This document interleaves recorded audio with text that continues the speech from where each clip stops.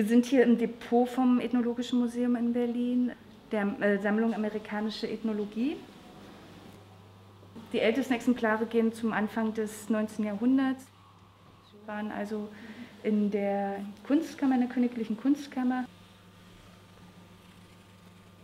Aber spannend, weil die Federfahnen abgeschnitten sind, also an Kielen. Stimmt. So ähnlich wie bei dem Objekt, was er damals gesehen hat. Guck mal hin.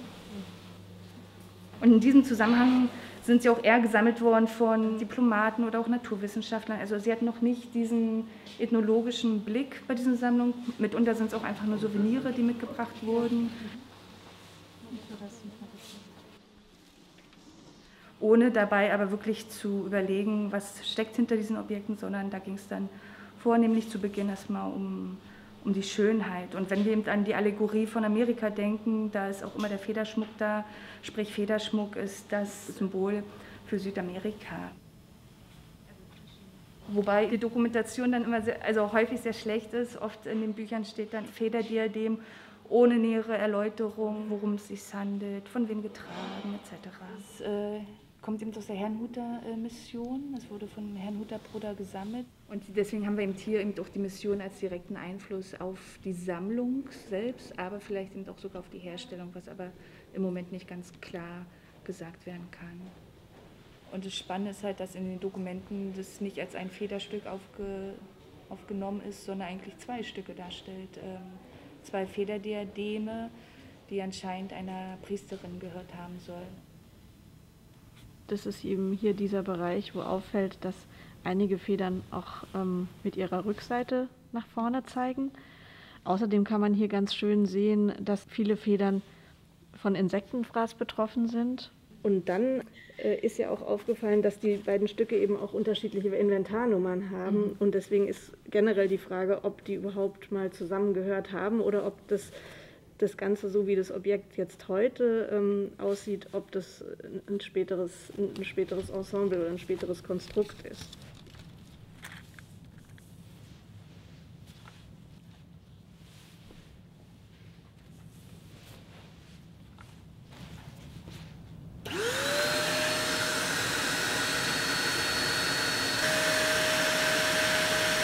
Was die Aufbewahrung und die Präsentation solcher Federobjekte anbelangt, da haben wir sehr viel aus den Fehlern der Vergangenheit gelernt.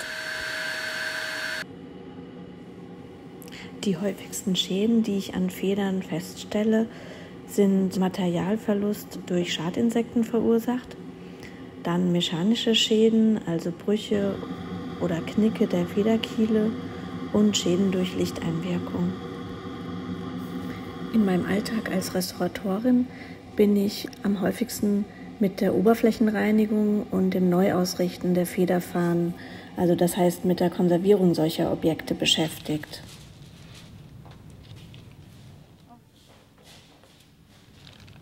Wir als Zoologen, Ornithologen wissen dann etwas über die Vögel oder viel in dem Fall über die Morphologie der Vögel. Aber wir können eben auch was sagen, wie diese Vögel beispielsweise erreichbar waren, wie verbreitet diese Vögel vielleicht sind, wie viele dieser Federn verfügbar sind, um auch vielleicht eine Abschätzung noch machen zu können, wie wertvoll diese Federn an der Stelle sind. Schwierigkeiten bei der Federbestimmung sind bei solchen ethnologischen Objekten zum einen der Erhaltungszustand solcher Federn, mechanische Beschädigungen, aber auch Beschädigungen durch Fraßinsekten. Das sind Handdecken, die man so in einem Bestimmungsbuch, wenn man das so durchblättern würde und nach einem schwarz-weißen Vogel suchen würde, nicht sehen würde. Deswegen ist es einfach wichtig, dass man da mit verschiedenen Fachdisziplinen zusammenarbeitet und seine Erkenntnisse zusammenträgt, um einfach möglichst großen Gewinn aus der Betrachtung eines solchen Objektes zu haben.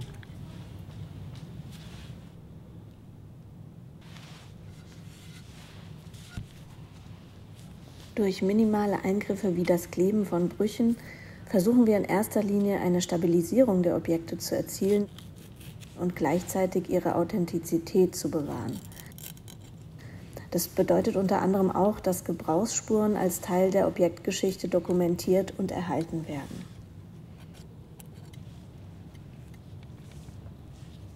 Die Zusammenarbeit mit Ornithologen erleichtert es uns, die Lichtempfindlichkeit der Federn genauer zu bestimmen. Es macht nämlich einen großen Unterschied, ob Federn Biopigmente enthalten oder ihre Farbgebung lediglich durch Strukturfarben entsteht und so die Stücke deutlich länger ausgestellt werden können, ohne einen Lichtschaden zu provozieren.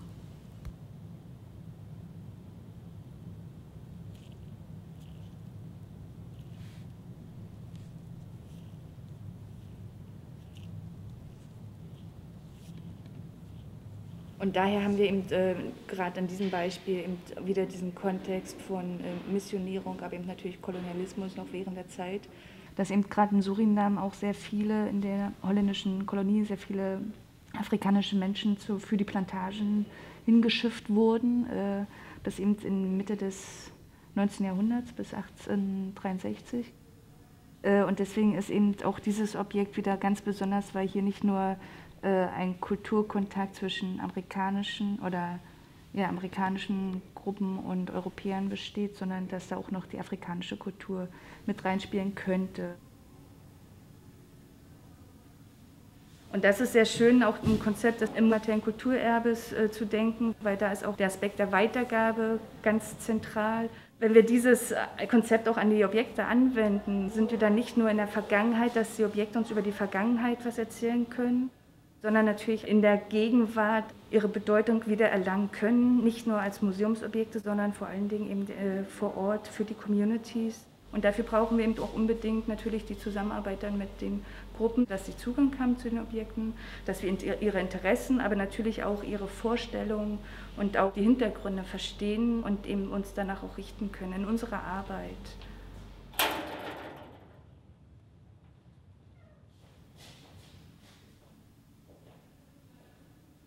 Die Tanzmaske ist ein Beispiel für ein Objekt, das eben nicht mehr gezeigt wird.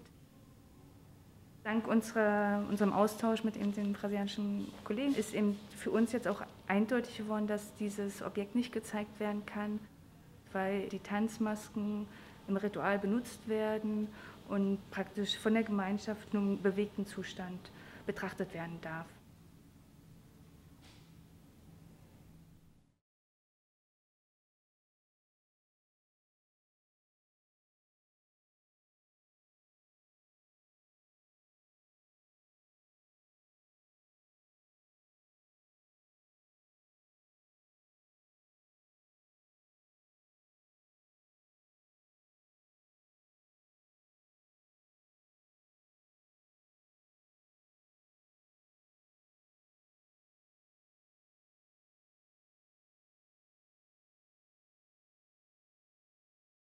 Eu sou Glicéria Tupinambá, da aldeia Tupinambá de Serra do Padeiro, e venho trabalhando com a revitalização e resgate do manto Tupinambá. O primeiro manto que eu tive contato direto foi com esse manto da Reserva Quebra-Ali, foi em 2018. E quando eu tive contato depois foi com fotografias, e aí depois que eu fui saber que são 11 mantos que existem na Europa. Então, eu não conheço os outros mantos, mas eu tenho curiosidade de entender esse sentimento, essa energia que o manto tem. E ali eu também fiz a leitura, não só da malha, não só do cordão, do algodão, da linha do tucum, e além do formato, como era feito o capuz, como era a malha, eu também fiz uma leitura das plumagens, das penas, né? Que eles usaram as penas das pontas das asas para fazer a barra, né? Lado direito, lado esquerdo, eles cruzaram, né, para ele abrir, o manto não ficar fechado, ele ficar aberto. Aí eu fiquei observando todas as penas. Eu vi que são penas fácil de manuseio, né, de drobar, porque a arte dela é maleável, né, então é fácil de drobar, de manusear. E o tamanho assim aproximadamente de uns 8 centímetros por aí. Então eu sabia todos os tamanhos, que a gente lida com pena, né? Então eu sabia entender as penas, tinha pena de periquito, de arara, tinha uma variedade também de pena. Não era só a pena única, só de guará, mas tinha outras possibilidades de penas. Então foi uma investigação dentro do território também. Não foi estar com a peça, em contato com a peça, mas foi buscar todos esses mistérios que estavam dentro da minha casa, no fundo do meu quintal, né? Que estava ali tudo próximo de mim. E aí eu fui atrás. Aí rapidamente manhã me trouxe um saco. Falei, mãe, eu tô precisando de umas penas. E aí? Ela vai voltar com as galinhas lá, e as galinhas tá boas. Eu vou ver lá, se as penas estiverem maduras, eu colho pra você. Falei, tá bom. Aí manhã foi lá, deu uma colhida e me mandou meio saco de pena. Aí eu fui lá, organizei as penas, separei lado direito, lado esquerdo, organizei as penas, tudo. Quando eu botei lá, tinha 600 penas. Aí eu fui aplicar a malha, sem pena. Aí eu fui falando, aí mãe, a Célia já terminou de fazer o manto? Eu falei, como mãe? Falta pena, tem que me dar mais pena. Aí ela disse, e aquelas penas não deu não? Eu falei, não mãe, só deu pra fazer 6 linhas. Aí ela, não acredito. E vai pegar quantas penas? Eu falei, mãe, em torno de umas 4.500 penas. Mãe, o quê? E nós vai dar conta? Eu falei, vai. A demora de fazer um manto é o período que leva para as penas ficar maduras. Nesse período agora, as penas estão tudo verde. As galinhas nem botam, ela está tudo de cano, e aí agora é um período de pena de sangue. Qualquer ave, a pena agora é esse período, que é desse período até Semana Santa. Isso é um período de penas que estão tudo em sangue. Então, essa pena você não pode utilizar, porque ela vai gerar uma espécie de piolho, de um fungo, e aí você vai perder todo o trabalho, porque aí ela vai apodrecer as penas, vai desfazer. Desde quando, em 2000, que a gente lutou para garantir o território, que aí a gente recuperou os nascentes, a gente recuperou parte das matas, né? Os animais estão voltando, as onças estão voltando. Recentemente a gente está com 2 casal de sariema, que apareceu agora. Então as aves que não tinham, que estavam desaparecidas, começou a voltar. E aí eu penso assim, como a gente está resgatando e recuperando o território, tentando fazer esse trabalho de revitalização, de resgate, eu penso em mim que talvez, não sei, eu acho que é muita audácia, eu não sei, do próprio Guará voltar. E eu imagino uma revoada de Guará, deixando as penas tudo para mim, dando aquele sacudinho e largando as penas para mim poder fazer um manto de pena de Guará. Eu só são as mãos que estão possibilitando a existência do manto, mas todo mundo está contribuindo, né? O manto tem uma trama que trama e vai tramando todo mundo para perto dele. E ele quer existir, ele quer ter uma voz. Então a gente precisa ter esse diálogo, né, entre a instituição que detém esses artefatos, né? E a gente poder ter esse acesso, porque é para guardar ou para nossas técnicas, né? E a gente perpetuar para nossas gerações. A gente fica muito grato para ter essa relação de diálogo. E precisa, o manto, no caso do manto, ele precisa ter uma voz, né? Ele não precisa estar lá estagnado, parado, para dizer da existência que ele tem. Mas a gente precisa ter esse acesso, porque é para perpetuar, para passar para outra geração, entender melhor a técnica, entender a nossa técnica, que a gente conseguiu guardar, né? E a gente só vai poder ter uma relação disso quando a instituição possibilitar esse diálogo, né, que está tendo agora, né? Em alguns momentos, a gente precisa ter essa relação de contato.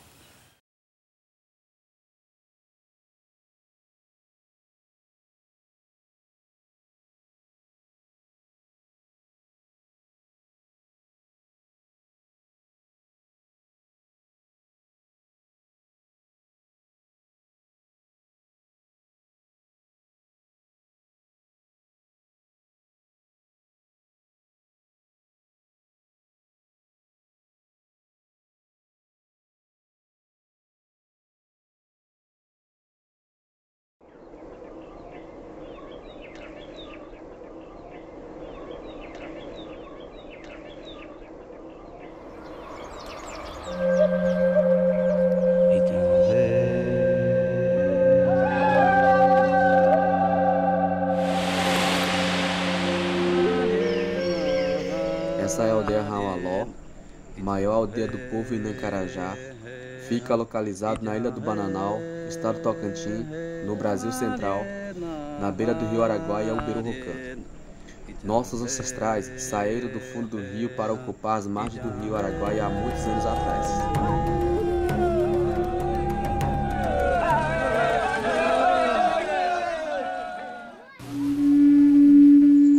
O Retorrocan significa Casa Grande e, basicamente, um rito de passagem, uma grande festa de batizado que envolve garotos em torno de 10 anos. É uma das festividades mais importantes e bonitas dentre as realizadas pelo povo Carajá. A importância dos cocares, que não são usados por qualquer momento. O ururiná é usado de acordo das fases. Latenirá, Raretô e Odi. O homem solteiro usa ururiná. Latenirá é usado pelas crianças, os meninos. Raretô são usados pelos rapazes velhos. E o Odi são usados pelos homens casados, ou seja, pelos homens mais velhos.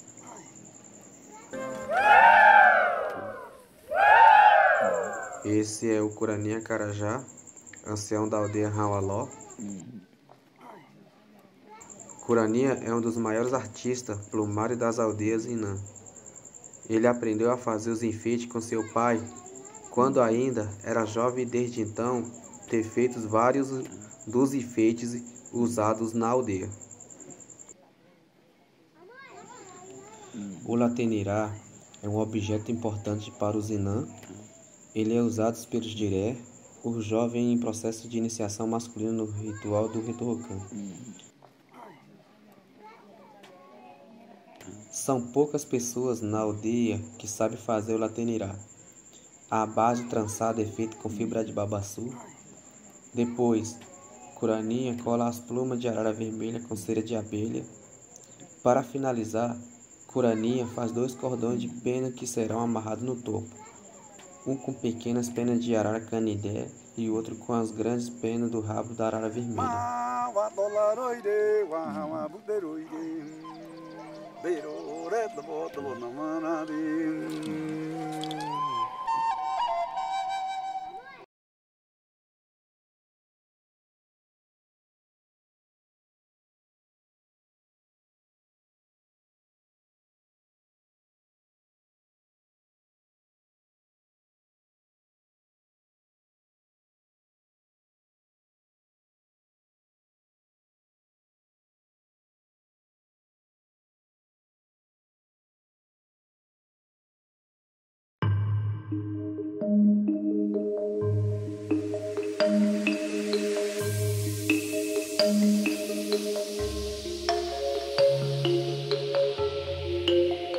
Meu nome é Ana Carolina, eu sou conservadora de materiais arqueológicos e etnográficos e desde 2008 eu trabalho aqui no MAI.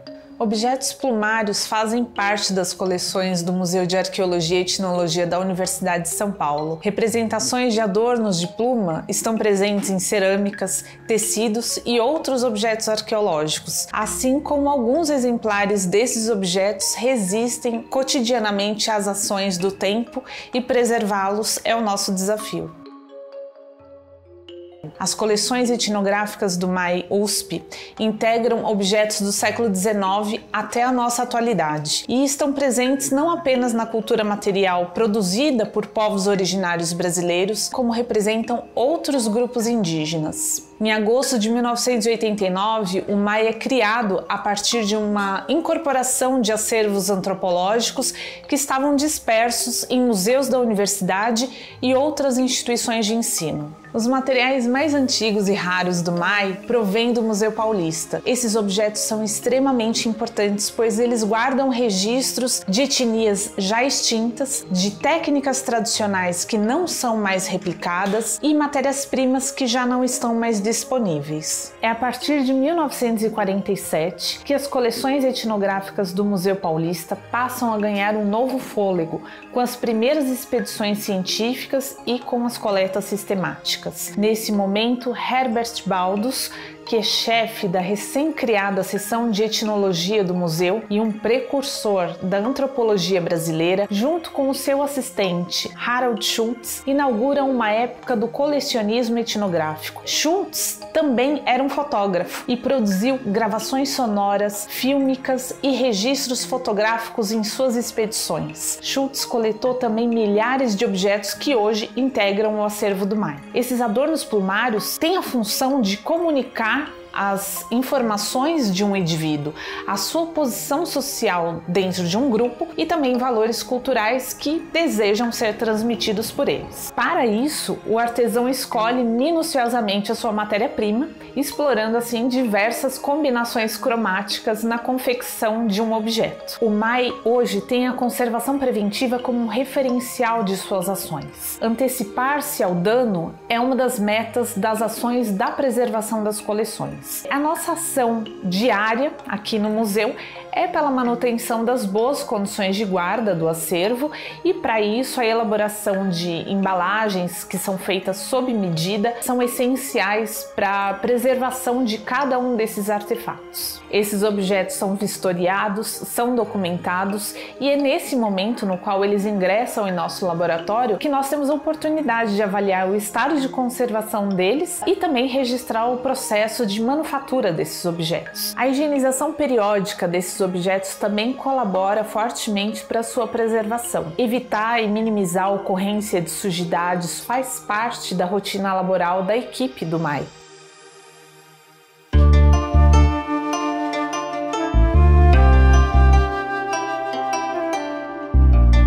Desde 2010, o MAI não emprega tratamentos tóxicos para a eliminação de pragas no seu acervo. Esses tratamentos foram substituídos pelo uso da anóxia e também pelo uso da radiação ionizante, que é feita em parceria com o Instituto de Pesquisas Energéticas e Nucleares. Meu nome é Pablo Vasquez, sou o pesquisador responsável pela instalação chamada de irradiador multipropósito de cobalto 60. Neste local, nós temos especializado nos últimos anos numa atividade denominada desinfecção de objetos de patrimônio cultural e material arquivado. O irradiador multipropósito utiliza a energia do cobalto 60, provinda de um radioisótopo artificial fabricado pelo homem, que tem uma característica muito importante, que quando irradia os materiais, não os deixa radioativos. Os materiais podem ser manuseados imediatamente após o processo de irradiação sem tempo de quarentena. São eliminados os diferentes tipos de contaminações relacionadas basicamente a insetos em qualquer estágio e fungos também, inclusive os esporos que possam vir atacar inclusive a saúde dos conservadores e outras pessoas que tratam este material para deixar em condições de exibição ou simplesmente de guarda ou restauro. Nós estamos aqui na Central Analítica do ITEM, onde nós conseguimos fazer uso de algumas análises como difração de raio-x, espectrometria de massa, colorimetria, microscopia eletrônica de varredura. Eu sou Carla Gilbertoni Carneiro, trabalho há 25 anos aqui no Museu de Arqueologia e Etnologia. Eu percebo as grandes transformações, que essa instituição vem passando. Nós temos desafios hoje bastante particulares no século XXI e esses desafios estão relacionados à importância das coleções para os povos produtores. Eu falo especialmente das coleções etnográficas brasileiras e muitas coleções acreditava-se que seriam os últimos registros dessas diferentes culturas que estiveram presentes no nosso território. Hoje, essas culturas, elas felizmente, a partir de um longo processo de resistência, elas não desapareceram, como a própria antropologia previa. Essas coleções, elas têm um protagonismo fundamental que contribuem tanto para a produção de conhecimento no âmbito da própria antropologia, como nos processos de resistência de políticas públicas, que têm como protagonismo povos indígenas. Em 2018, o MAI estava em um processo de elaboração de uma exposição colaborativa, junto com 3 grupos indígenas do estado de São Paulo, e os Terena, naquela ocasião, escolheram um conjunto de roupa feita de pena de ema que ingressou em nosso acervo em 1914. Foi através desse projeto que foi possível viabilizar a vinda de lideranças indígenas ao museu, para que a equipe do museu também pudesse acompanhar o trabalho de curadoria dos Terena com este objeto. Após análises, os Terena conseguiram identificar cada parte da sua vestimenta por meio do tamanho das penas e da sua tipologia e reconstruíram todo o conjunto original da vestimenta. Hoje, esse conjunto integra a nossa exposição atual. Não é mais o museu falando sobre os povos indígenas ou pelos povos indígenas. O museu deixa de falar pelo outro, sobre o outro e abre espaço para que as próprias culturas, os próprios povos falam sobre si mesmos. As instituições museológicas, se elas não se alinham, a esse movimento de mudança, elas perdem o seu sentido social.